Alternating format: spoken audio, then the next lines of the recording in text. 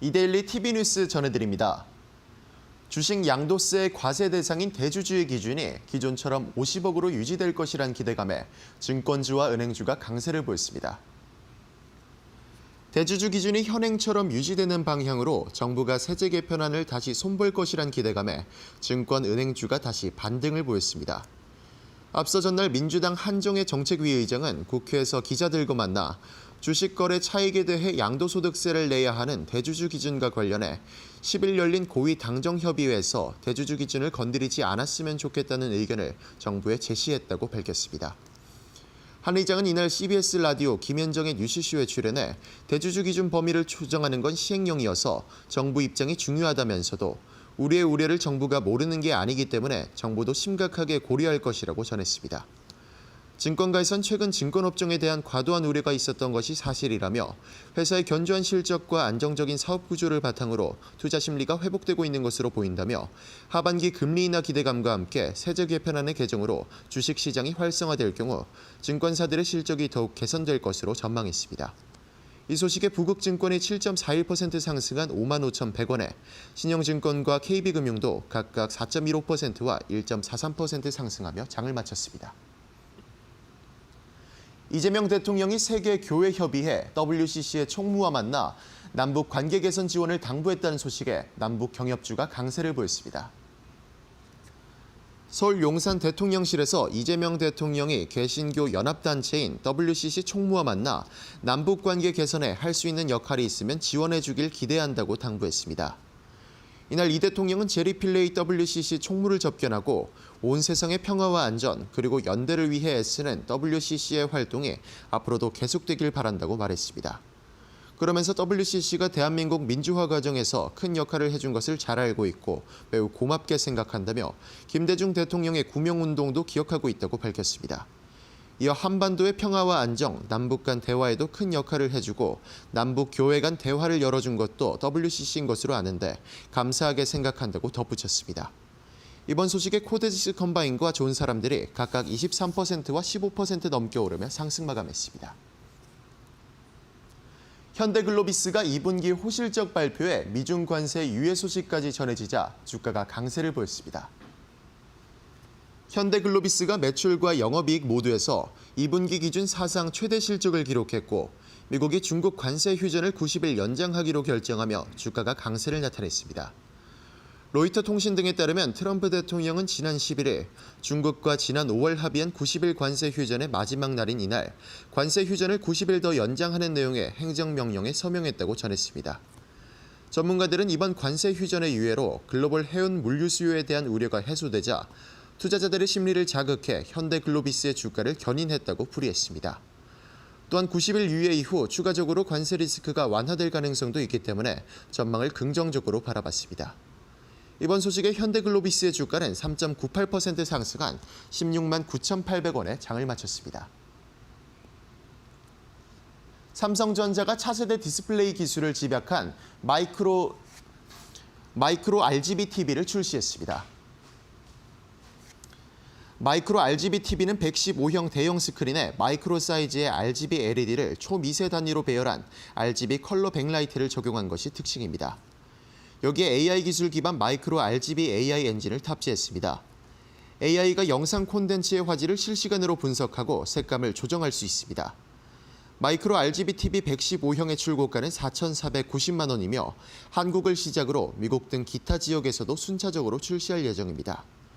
삼성전자는 초대형 초프리미엄 시장을 중심으로 삼성전자 TV의 기술 초격차 전략을 더욱 강화해 나갈 방침입니다. 지금까지 이데일리 TV뉴스 전해드렸습니다. 감사합니다.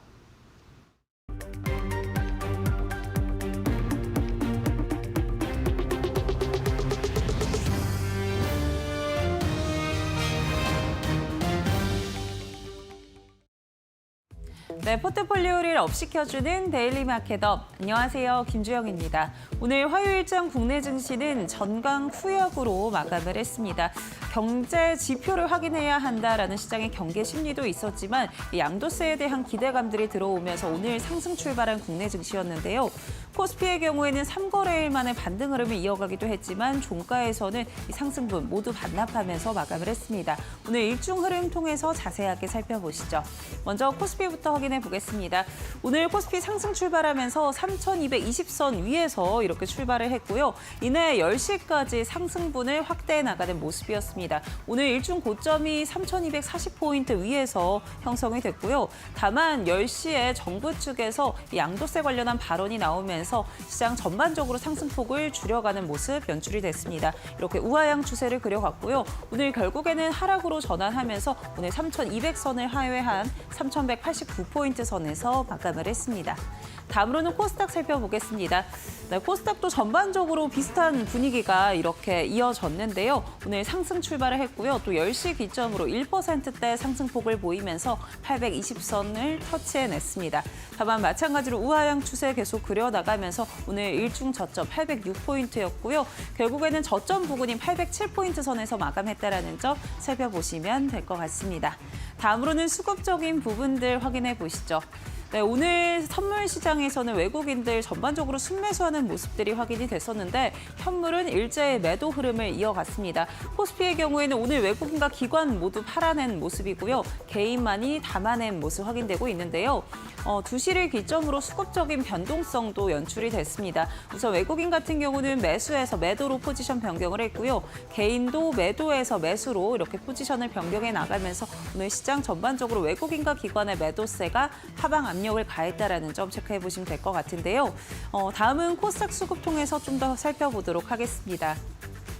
네, 오늘 코스닥도 외국인과 기관 모두 팔아내는 모습 연출이 됐습니다. 외국인의 경우에는 60억 원 정도 팔아낸 모습이고요. 오늘 기관 같은 경우는 30억 원 정도 순매도 흐름 이어갔습니다. 반면에 개인 같은 경우는 140억 원 정도 담아낸 모습 확인되고 있는데요. 오늘 시장 전반적으로 외국인과 기관 매도로 돌아섰다라는 점 체크해 보시면 될 것 같습니다. 그렇다면 오늘 이슈들은 어떤 것들이 부각됐는지 같이 한번 체크해 보시죠. 네, 오늘 첫 번째는 남북 경협 관련해서 살펴보도록 하겠습니다. 트럼프 대통령을 노벨 평화상 후보로 지명하겠다라고 이야기를 한 아르메니아 총리 그리고 아제르바이잔 대통령입니다. 이 백악관에서 서명한 이후에 이런 발언들을 내놨고요. 또 앞서 이스라엘 총리 역시도 트럼프 대통령을 노벨 평화상 후보로 추천하기도 했었죠. 그리고 최근에 나온 소식에 따르면은 트럼프 1기 행정부에서 국가안보 보좌관을 지낸 이 존 볼턴이 트럼프 대통령이 그 어떤 것보다 원하는 건 바로 노벨 평화상이다라는 이야기를 했습니다. 사실 모두가 알고 있는 이야기이기도 하죠. 그만큼 트럼프 대통령이 이 분쟁을 중재하려는 부분들 계속해서 많이 노출이 됐었고요. 실제로 본인이 어필을 해 나가기도 했습니다. 우선 인도와 파키스탄의 무력 충돌도 중재를 해냈고요. 또 태국과 캄보디아 같은 경우도 계속해서 분쟁이 이어지다 보니까 관세를 협상 카드로 들고 나와서 합의에 이르지 않으면은 관세를 부과하겠다라는 이야기를 내놓기도 했죠.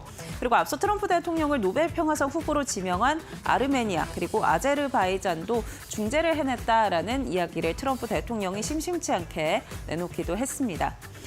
이렇게 여러 국가들에 대한 분쟁을 좀 중재를 해냈는데 그러면 다음 스텝은 어떻게 될까요? 아무래도 러시아와 우크라이나 그리고 북한 등이 될 것 같습니다. 특히나 이번 주에는 일정이 예정이 되어 있죠. 15일에 알래스카에서 트럼프 대통령과 푸틴 대통령이 만납니다. 여기에서 여러 가지 정상회담 관련해서 이야기들이 이어질 거고요. 또 트럼프 대통령에 따르면은 정상회담 이후에 유럽 지도자들과 이야기를 나눌 거고 특히나 젤렌스키 대통령과도 이야기를 나누겠다. 라고 하면서 다음 3자 회담에 대해서도 좀 열어놓은 모습들을 보여줬는데요. 러시아와 우크라이나가 종전을 하기 위해서는 한 가지 선행돼야 되는 게 있습니다. 지금 파병되어 있는 북한군들이 철수를 해야 되겠죠. 그러려면 한반도에 대한 거론을 피할 수가 없고요. 이에 따라서 오늘 남북 경협주들도 다시 한번 기대감을 모아가는 모습이었습니다. 또 국내 관련해서도 살펴보시면 25일에 한국과 미국의 정상회담도 예정이 되어 있기 때문에 한반도 관련한 논의들 계속해서 이어질 전망이고요. 또 9월에서 10일 에이펙이 열리면 여기에 트럼프 대통령이 참여할 때 북한과 미국의 대화 물꼬가 다시 트일 수 있다라는 전망들도 나오고 있습니다. 일정적으로 여러 모멘텀이 좀 기대가 되고 있기 때문에 남북 경협주들 연일 강세 흐름이 이어가고 있는데요. 그렇다면 오늘 시장에서는 어떻게 마무리가 됐는지 부분인지 같이 한번 체크해 보시죠. 네, 남북 경협주 오늘 살펴보시면요. 코데즈 컴바인부터 체크해 보겠습니다. 오늘 23%대 급등으로 마감을 했고요. 좋은 사람들의 경우에도 15%대 강세로 마감을 했습니다. 장중보다는 상승폭, 소폭 둔화된 모습은 확인되고 있고요. JST나 역시나 8%대 강세, 아난티도 5% 강했습니다.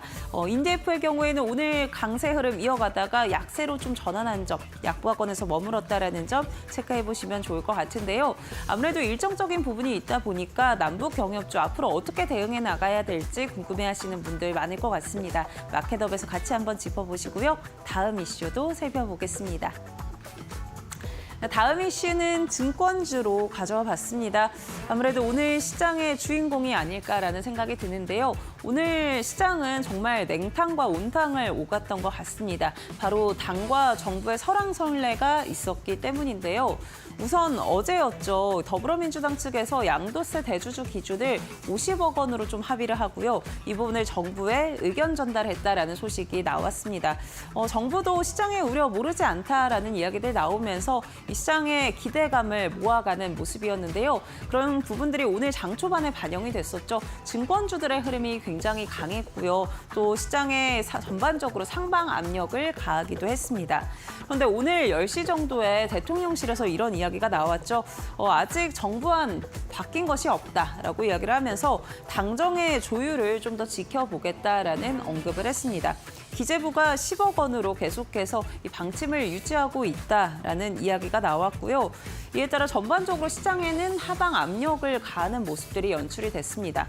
오늘 이렇게 냉탕과 온탕을 오가면서 시장에서는 증권주들 이제는 좀 정책 모멘텀이 위축될 것이다, 소진될 것이다라는 전망들도 내놓고 있는 상황인데요. 그렇지만 긍정적인 부분은 하나증권에서 이런 전망을 내놓기도 했습니다. 그래도 상법 개정이 계속해서 추진이 되고 있고 이에 따라 자금이 유입되고 있기 때문에 하반기에는 이런 긍정적인 부분들이 지속될 수 있다라고 이야기를 하면서 그래도 시장 연말까지 3,500피에 대한 기대감은 유효하기 때문에 브로커리지나 이 트레이딩 중심으로 움직이는 증권주들을 좀 살펴봐야 된다라는 이야기를 내놨습니다. 오늘 증권주들 이런 부분에서 저희와 함께 살펴보시면 될 것 같고요. 우선 일정적으로는 8월에 2차 상법 개정안이 예정되어 있고요.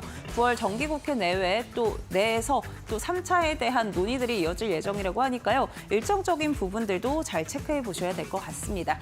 그렇다면 오늘 증권주들은 어떻게 마감했는지 같이 한번 확인해 보시죠. 네, 오늘 부국증권의 경우에는 7.4%대 강세로 마감을 했고요. 신용증권 4%, 키움증권 3%대 강세, 대신증권도 2.4%대 오름세를 보여줬습니다. 미래에셋증권의 경우에는 1.9%대 강세를 이어갔는데요. 그래도 오늘 전반적으로 이 상승폭은 둔화됐지만 여전히 증권주에 대한 기대감은 유효하다라는 점 체크해 보시면 될 것 같습니다. 마켓업에서 같이 한번 이런 부분들 전략 챙겨보시기 바라겠고요. 네, 저희 오늘 마켓업은 김태현 파트너와 함께합니다. 저희 지금 바로 시작합니다.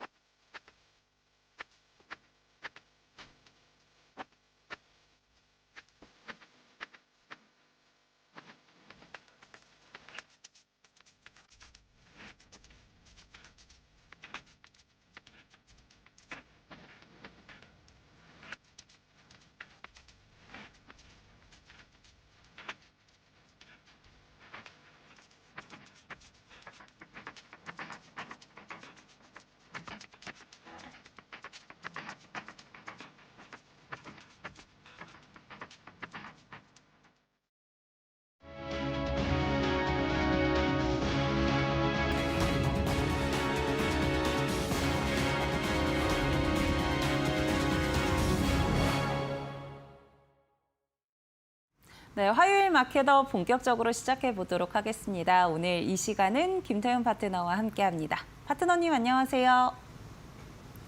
네, 앞서서도 이야기 드렸지만 오늘 국내 증시는 정말 기대감으로 시작을 했는데 다소 실망 매물이 좀 출회되지 않았나라는 생각이 듭니다. 오늘 시장 좀 어떻게 보셨을까요? 네, 전반적으로 지금 상반기를 시장을 이끌었던 조방원이라는 이 테마가 지금 돌아가면서 약세를 나타내고 있습니다. 여기서 차익 실현 매물들이 쏟아지고 있는 것인데요. 그러다 보니 시장이 전반적으로 정강 후약을 보여주고 있습니다.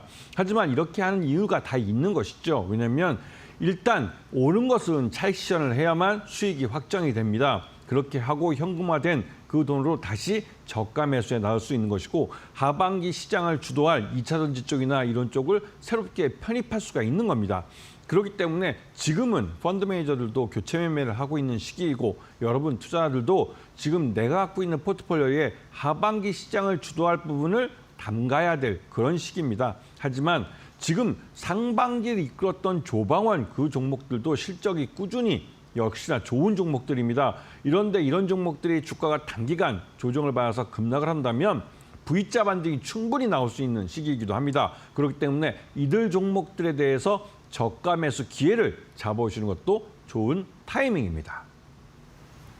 네, 단기 조정 시에 저가 매수 기회가 될 수 있다라고 이야기해 주셨는데요. 그렇다면 저가 매수할 수 있는 이슈와 섹터 또 어떤 건지 저희가 같이 한번 확인해 보겠습니다.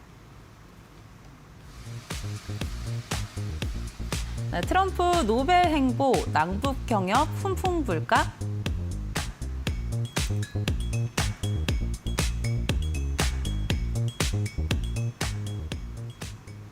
네, 사실 트럼프 대통령이 당선했을 때부터 노벨 평화상에 관심이 있다라는 거 많은 분들이 알고 계셨을 것 같은데요.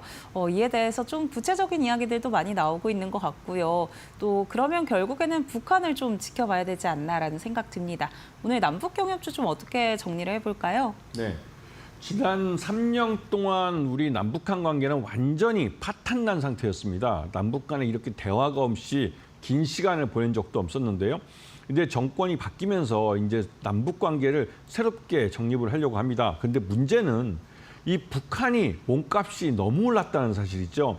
러우 전쟁에 이 북한이 파병을 하면서 이 러시아로부터 에너지나 또 각종 식량 이러한 기본적인 생필품들을 받으면서 말 그대로 좀 대화에 천천히 나가야 될 만큼 여유가 생긴 모습입니다. 그러다 보니 이 트럼프 대통령이 김정은 그 북한 그 지도자죠. 지도자랑 이 뭐 친분을 앞세워가면서 다시 만나서 뭐 북미 간의 대화를 할 거다라고 했지만 북한은 웬만한 선물 보따리를 내놓기 전에는 대화의 장에 나오려고 하지 않고 있습니다. 그래서 며칠 전에 백악관에서 이 우리 한국 정부가 북한과 대화를 하려고 하는 노력을 높이 평가한다는 말이 나왔죠. 이 말은 이 북한과 대화하고 싶은 미국이 우리 한국이 다리를 좀 다시 놔달라는 그런 의미이기도 합니다. 하지만 우리도 좀 답답한 상황이죠.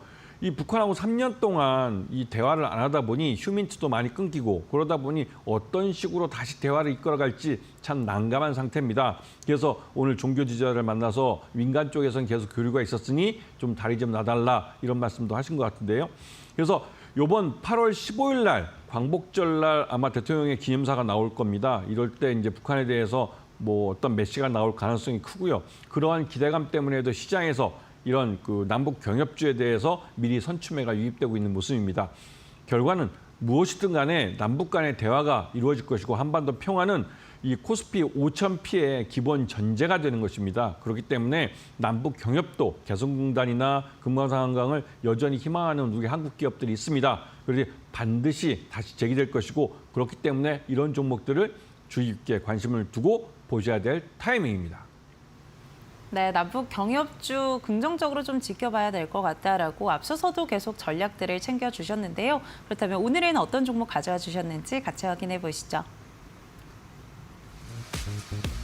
네, 아난티와 인디에프 가져와 주셨습니다. 아난티도 워낙 긍정적인 이야기 해주셨고요. 인디에프 같은 경우도 같이 많이 한번 살펴봤었는데요. 오늘 흐름은 어떨지 같이 짚어보시죠.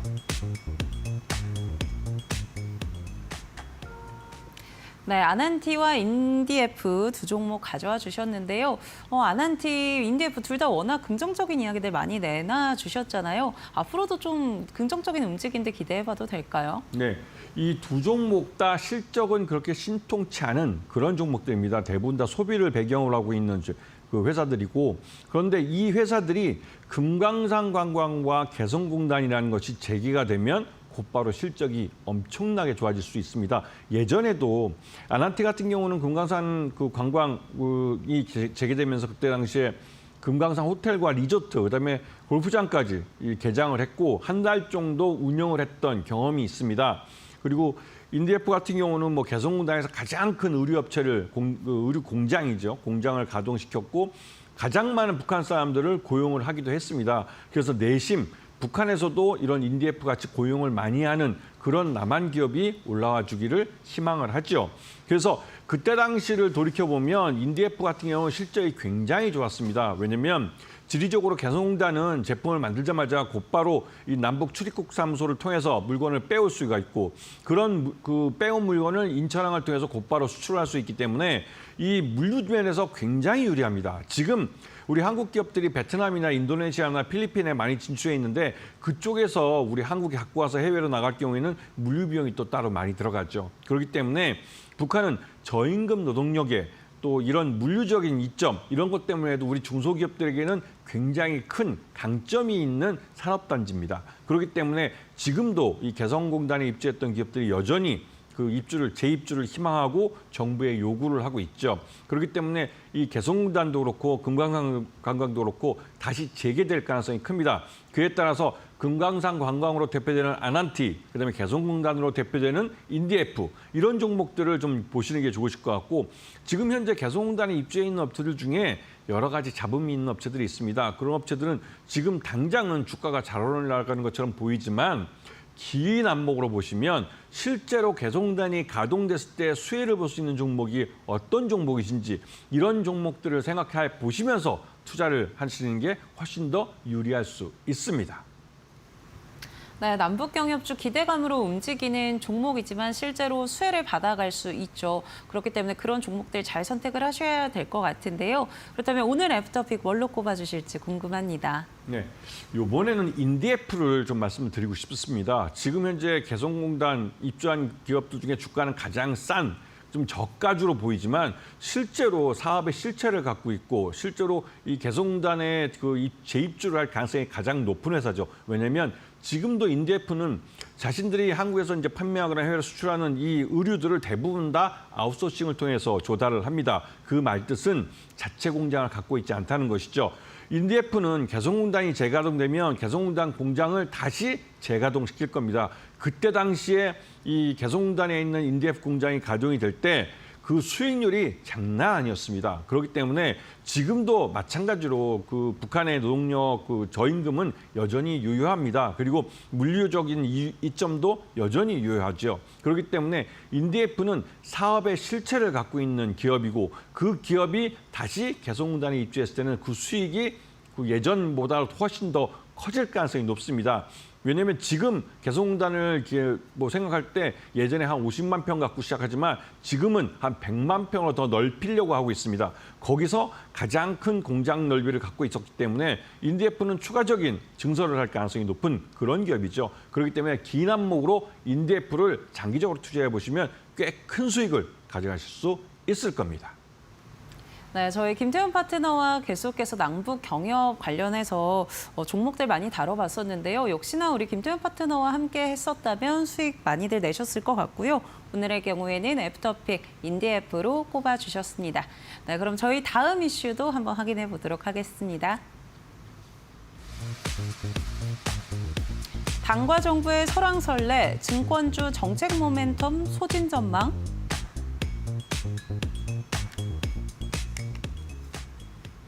네, 오늘 증권주들은 정말 여러 가지 소식들이 계속 나왔다 들어갔다 이런 모습이었습니다. 우선은 기대감으로 좀 출발을 하긴 했는데 그래도 오늘 저는 생각보다는 선방해 줬다라는 생각이 드는데요. 증권주들 좀 어떻게 보셨을까요?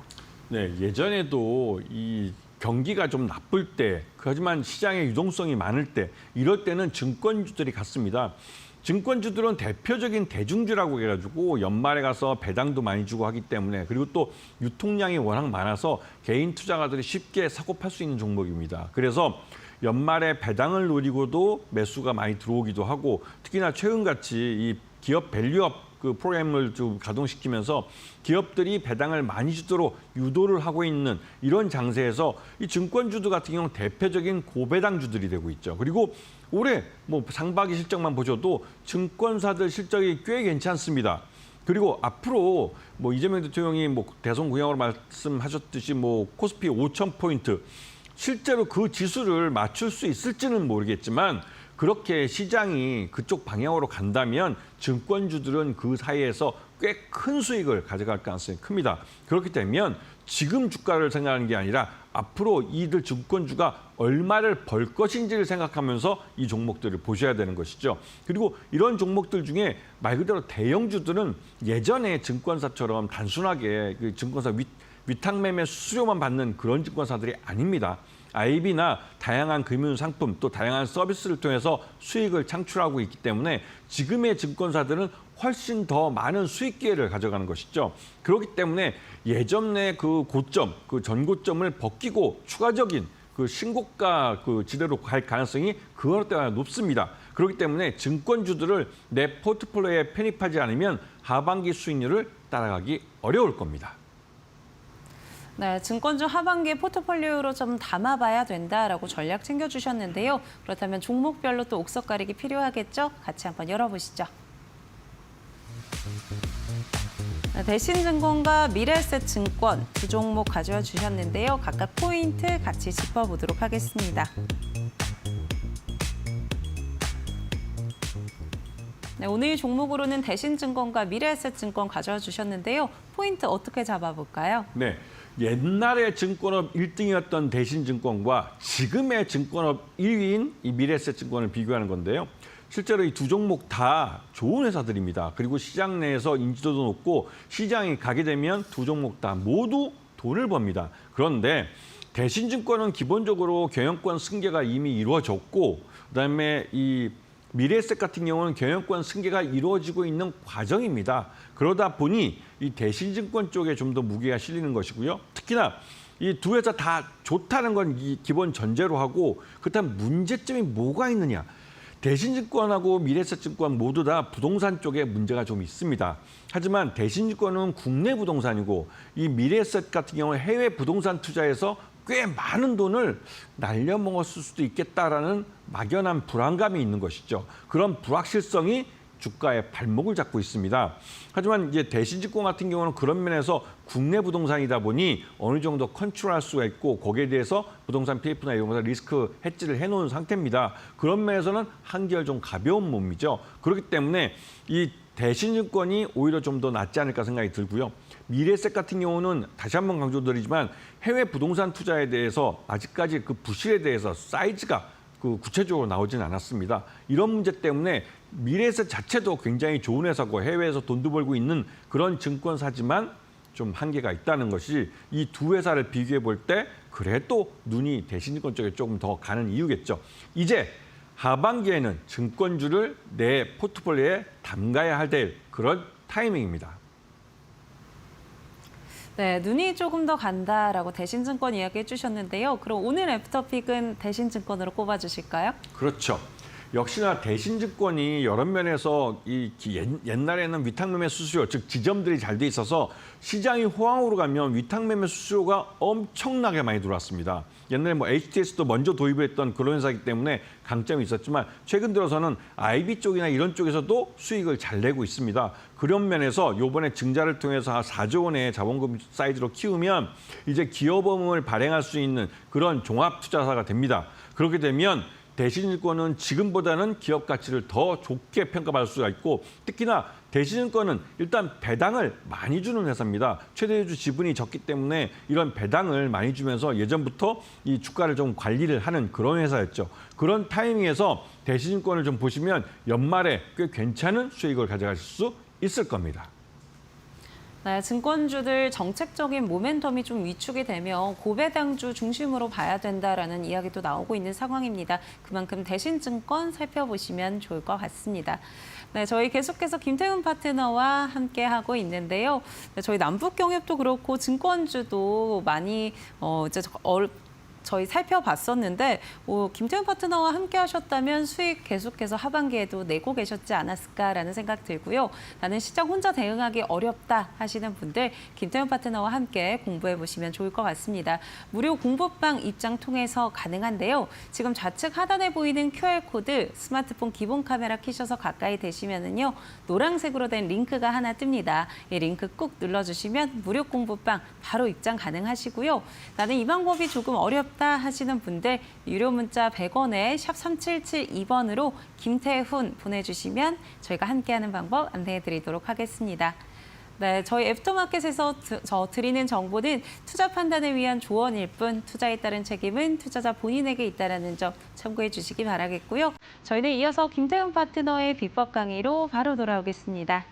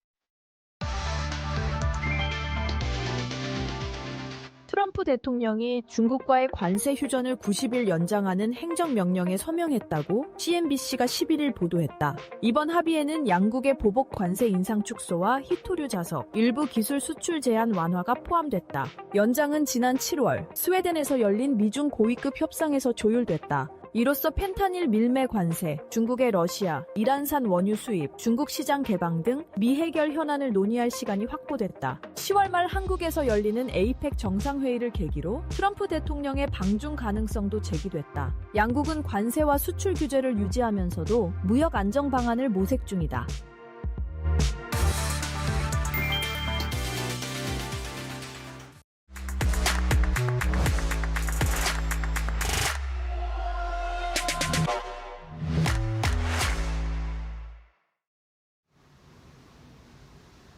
자, 오늘은 그 말도 많고 걱정도 되고 있는 K방산에 대해서 좀 설명을 드려야 될 것 같습니다. 최근 들어서 방산주들이 가격 조정을 받으면서 이제 뭐 피크를 친 것 아니냐, 뭐 그리고 또 뭐 어떤 언론사에서 보도한 걸 보니까 어떤 애널리스트가 말한 것 같은데요. 이게 이제 록히드 마틴과 비교했을 때 PER, 즉 주가 수익률이 너무 높이 평가돼 있다. 한국 그 방산주들이 상대적으로 비싸다 이런 말을 한 것이죠.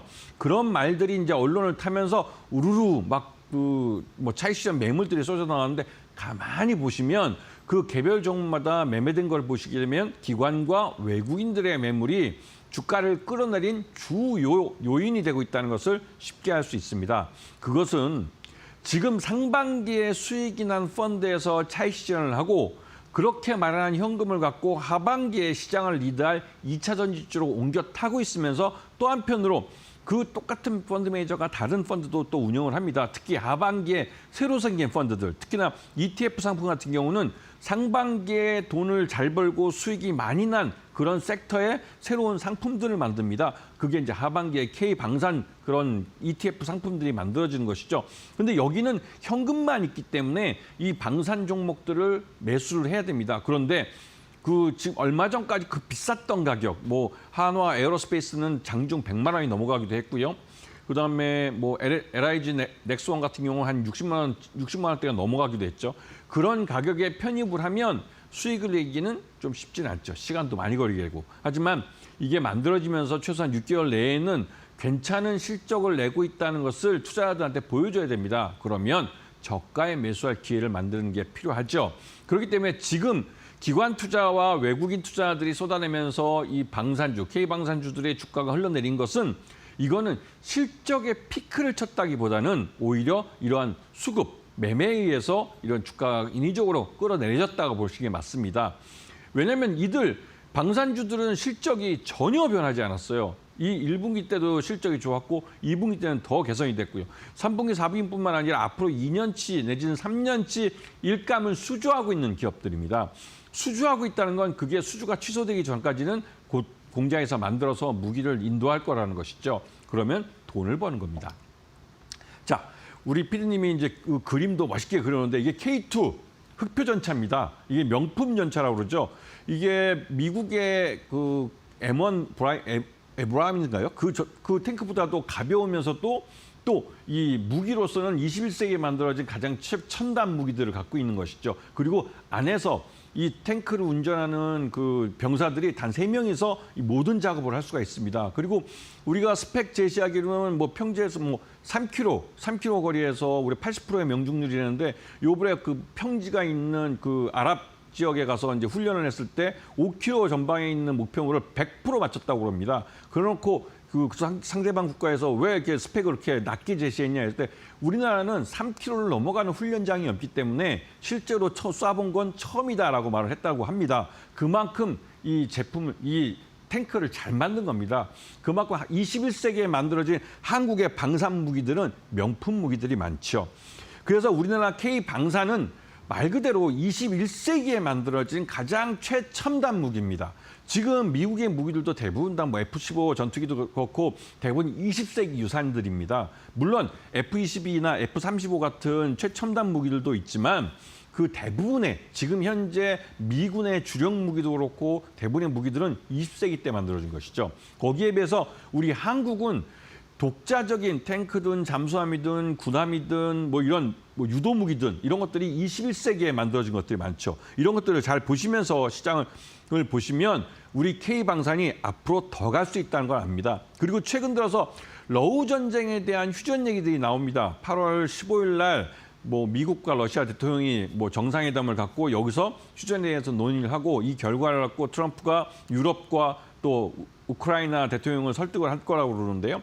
그런데 예전에 우리나라 한국 전쟁 때도 우리나라를 제외하고 중국군하고 유엔군하고 북한군하고 그냥 휴전협정에 사인을 했습니다. 우리나라는 아직까지도 그 휴전협정에 사인을 안 하고 빈 상태로 돼 있는데요. 그렇기 때문에 정전협상을 하는데도 한국이 배제될 수도 있다 이런 말까지 나오기도 했습니다.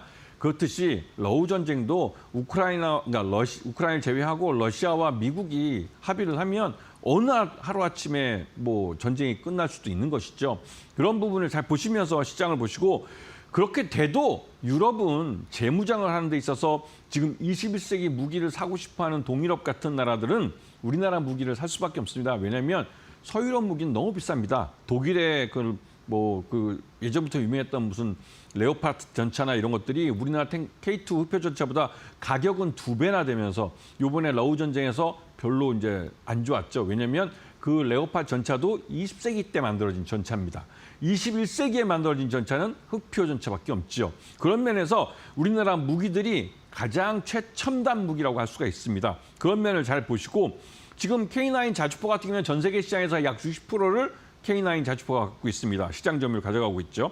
그리고 이 하나오션과 HD 현대중공업으로 대표되는 우리나라 이 특수함 시장에서 이제 선두를 달리고 있는 이 회사들은 이 말 그대로 미 해군의 MRO 사업도 받고 있고 또 미 해군의 신형 군함 건조에도 참여할 가능성이 높습니다. 그만큼 기술력이 앞서 있는 것이죠. 이런 부분을 잘 보시면서 K방산에 대해서 아직 이 실적 피크를 치지 않았다는 부분을 알고 계셔야 되는 겁니다. 신문이나 언론에서 또 인터넷에서 많이 나오는 소리가 뭐 실적 피크를 쳤다 하는데 이거는 돌이켜 보시면 지난 연초죠. 올해 연초에 우리가 이제 이런 뭐랄까요? 뭐였죠? 그때 방산이 아니라 원전이었나요? 조선에 대해서 말 그대로 피크를 쳤다 이런 말들이 많이 나왔죠. 그때 레포트도 많이 나왔습니다. 애널리스트에. 근데 그 이후로 그러니까 조선 더 갔습니다. 주가가 더 많이 올랐죠. 그때 당시에 그 하나오션이 한 3만 원, 4만 원 정도 됐었는데 지금 하나오션 9만 원 이 정도까지 주가가 올라왔었죠.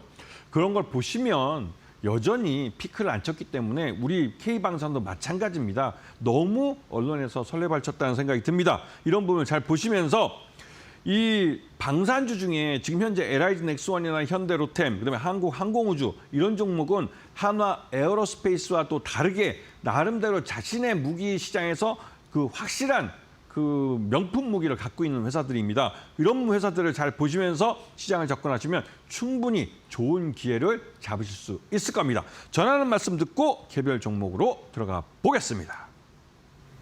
네, 오늘 비법 강의는 방산주 가져와 주셨습니다. 앞서 세 종목도 간단하게 살펴봤는데요.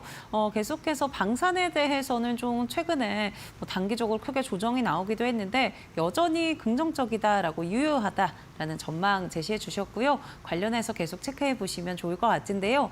나는 혼자 이렇게 방산주 대응하기 조금 어려울 것 같다 하시는 분들은 김태훈 파트너와 무료 공부방에서 함께 하시면 됩니다. 지금 좌측 하단에 QR코드 보이시죠? 스마트폰 기본 카메라 켜셔서 가까이 대시면은요, 노란색으로 된 링크가 하나 뜹니다. 이 링크 꼭 눌러주시면 김태훈 파트너와 함께 시장 대응할 수 있는 무료 공부방으로 바로 입장 가능하고요. 나는 이 방법이 조금 복잡하다 하시는 분들은 유료 문자 100원에 샵 3772번으로 김태훈 보내주시면 저희가 함께하는 방법 안내해드리도록 하겠습니다. 네, 방산주 살펴보고 있었는데요. 그렇다면 오늘 방산주 어떤 종목들 또 공략해 봐야 될지 공략주도 준비해 주셨습니다. 같이 한번 확인해 보시죠. 네, 첫 번째 종목은 LIG 넥스원입니다. LIG 넥스원은 다른 것보다도 뭐 지난번에 한참 신문에 많이 나왔던 천궁2 이게 이제 대표적인 유도무기인데요. 이게 미사일 쏘는 게 유튜브에 많이 올라와 있습니다. 한번 찾아보시면 진짜 미사일이 수직으로 발사해서 막 90도로 꺾여서 날아갑니다. 이게 옛날에 러시아에서나 그런 무기가 있었는데 그 러시아의 기술을 받았는지 모르겠지만 하여튼 그런 그 뭐 신기한 그 기동을 하는 그런 그러니까 유도 무기를 만들어냈고 이게 한 몇 세트, 한 4세트인가에 묶으면 1조 원 규모가 됩니다. 그거를 아랍에미리트하고 사우디가 몇 세트를 사갔죠. 그만큼 이게 무기가 가장 첨단 무기면서 미국의 패트리어트보다 더 나중에 최신 그 미사일로 만들어진 것이고 그렇기 때문에 이쪽에서 그 아랍에미리트나 또 이런 사우디 같은 국가들은 미국 무기도 많이 사용해 봤는데 이런 한국 무기도 나름대로 메리트가 있다고 느끼는 겁니다. 그리고 이 고가의 이 무기인데도 불구하고 오일머니가 있으니까 과감하게 사간 거죠. 이게 우리나라 LIG 넥스원에게는 또 트랙 레코드가 됩니다. 자, 이 종목을 보시게 되면 지금 5일선, 21선, 61선 세 개가 다 깨졌습니다. 이렇게 갑자기 무너질 때는 회사에 뭐 악재가 있거나 무슨 아주 뭐 아니면 뭐 내부에 있는 대주주가 주식을 팔거나 이럴 때 외에는 이렇게 90도로 주가가 급락하는 경우는 드뭅니다. 그런데 이렇게 나오는 이유가 있죠. 앞에서 설명드렸듯이 상반기에 수익이 난 종목을 팔아서 수익을 확정시키고 펀드 매니저들이 수익을 확정시키고 그렇게 해서 현금을 가지고 2차전 지점을 앞으로 이제 하반기에 이끌어갈 종목들을 편입할 자금을 마련하는 겁니다. 그리고 이렇게 해서 주가가 떨어진 이런 방산주들 여전히 실적이 좋기 때문에 이거는 수급에 의해서 그 주가가 끌어내려진 것이죠. 그렇게 되면 새로 만들어진 이 방산 K 방산 그 ETF나 또 아니면 새로운 펀드들의 이 종목을 편입을 한 겁니다. 그만큼 싸게 사는 것이죠. 그럴 목적 때문에 그런 것이고 차트를 보시면 아시겠지만 1년 내내 올 상반기 내내 올랐습니다. 그렇기 때문에 지금 파는 것은 펀드 매니저로서는 얼마에 팔든 수익입니다. 수익을 확정시키는 매매라는 걸 기억하셔야 되죠. 그 LIG 넥스원 같은 경우는 천궁2, 이 천궁2가 지금 현재 가장 비싼 무기고 가장 명품 무기고 가장 많이 팔릴 것 같지만 그런데 너무 비싸서 많이 팔리진 않습니다. 하지만 이 한국형 아이언돔, 이게 천궁3를 개발하는데 이 3를 사업 총괄을 바로 LIG 넥스원에서 합니다. 이 말뜻은 얼마 전에 뭐 트럼프 대통령이 미국의 스타워즈 계획을 통해서 미국 대륙이죠. 대륙 전체를 뭐 보호하는 미사일 방어 체계를 만들겠다는데 그 한국형 아이언돔이라는 한국형 미사일 방어 체계를 LIG 넥스원이 구상하고 만드는 겁니다. 물론 한화도 같이 참여를 하고 있죠.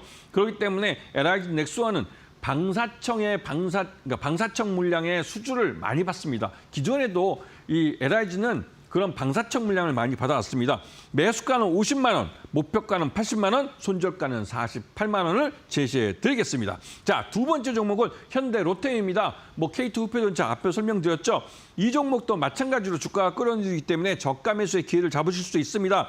그리고 이 회사는 기본적으로 K2 후표전차가 많이 말되지만 요즘은 이번에 베트남 대통령이 이제 당 서기장이라고 그러죠. 국가정상이 우리나라에 오셔가지고 이 이재명 대통령하고 그 한 베트남 정상회담을 했습니다. 그런데 여기서 원전과 이 고속철도에 대한 얘기가 나왔어요. 베트남은 여행 가보신 분은 알겠지만 지도를 보시면 아주 길게 남북으로 이어져 있습니다. 길게 이어진 거기에다가 고속철도를 마련하려는데 이게 건설하는데 한 100조 원이 들어간다고 합니다. 거기에 코리아 컨소시엄이 참여를 하는데 철도 차량은 현대 로템이 맡고 있죠. 이걸 수주할 경우에는 지금 프랑스 업체 알스톰하고 굉장히 경쟁을 하고 있는데 실제로 수주할 가능성이 이번에 조금 더 올라간 것 같습니다. 이게 한 베트남 그 정상회담을 통해서 그런 부분이 있고 그래서 철도 쪽에서 수익이 나면 현대로템은 실적이 좋아집니다. 이런 부분을 잘 보셔야 되고 방산 자체가 사상 최대 실적입니다. 여기다가 민간 부분도 들어오기 때문에 그 부분 잘 보시고 매수가는 18만 원, 목표가는 25만 5천 원, 손절가는 17만 원을 제시해 드리겠습니다. 자, 오늘은 좀 바쁘니까 바로 가겠습니다. 그럼 세 번째 종목은 한국항공우주, 한국형 전투기 KF-21을 만드는 회사입니다. 그리고 이게 초도 물량이 40대에서 20대로 줄어서 난리가 났었지만 결국은 40대를 하기로 했습니다. 그리고 내년부터 공군에 이걸 전달하고요. 그렇게 되면 한국항공우주는 확실히 수익성이 반석 위에 올라갑니다. 그리고 이 한국항공우주는 이 그러니까 공군에 납품하는 방산뿐만 아니라 민간 쪽에서도 이 MRO 사업 같은 걸 하고 있습니다. 그리고 또 민간 항공기의 부품 사업도 하고 있죠. 이런 면에서 민간과 이런 그 방산 쪽 양쪽 모두 실적이 좋아지고 있는 회사입니다. 물론 2분기 실적 기준으로 할 때는 9만 원대 주가가 적정 주가로 보여지지만 앞으로 한국항공우주는 성장을 할 가능성이 높은 게 그 수리온 같은 이런 헬기도 회전익이라고 그러죠. 이쪽도 키르기스탄에 2대를 수출을 하면서 이 수출 레퍼런스를 갖고 이집트나 슬로베니아나 UAE나 페루 같은 나라들과 또 협상을 하고 있습니다. 수출 협상에서 좋은 성적을 받을 수가 있고 또 FA-50 경공격기도 폴란드에 수출이 되고 또 태국에 2차 수출하고 또 이런 그 추가적인 수주가 계속 나오고 있기 때문에 FA-50이 또 그 효자가 되고 있죠. 근데 무엇보다도 록히드 마틴의 컨소시엄에 들어가 있기 때문에 여기서 이 미 해군 훈련기 교체 사업, 이 188대의 교체 사업을 합니다. 매수가 9만 원, 목표가 15만 원, 손절가는 8만 5천 원을 제시해 드리겠습니다. 네, 오늘 방산주들 저가 매수 아직도 가능하다라고 이야기해 주시면서 LIG 넥스원과 현대로템 그리고 한국항공우주 종목으로 바꿔 주셨으니까요. 전략에 참고해 보시면 좋을 것 같습니다. 나는 혼자 대응하기는 조금 어렵다 하시는 분들은 지금 좌측 하단에 보이는 QR코드 통해서 무료 공부방 입장하시면 김태훈 파트너와 바로 시장 대응하는 방법들 알 수 있으시니까요. 많은 참여 부탁드리고요. 네, 오늘 도움 말씀 주신 김태훈 파트너와는 여기서 인사드리도록 하겠습니다. 파트너님 고맙습니다. 네, 저희 애프터마켓 준비한 순서는 여기까지입니다. 저희는 내일 이 시간에 또 투자에 도움되는 정보들 준비해서 4시에 돌아오도록 하겠습니다. 오늘도 함께해 주신 여러분 고맙습니다.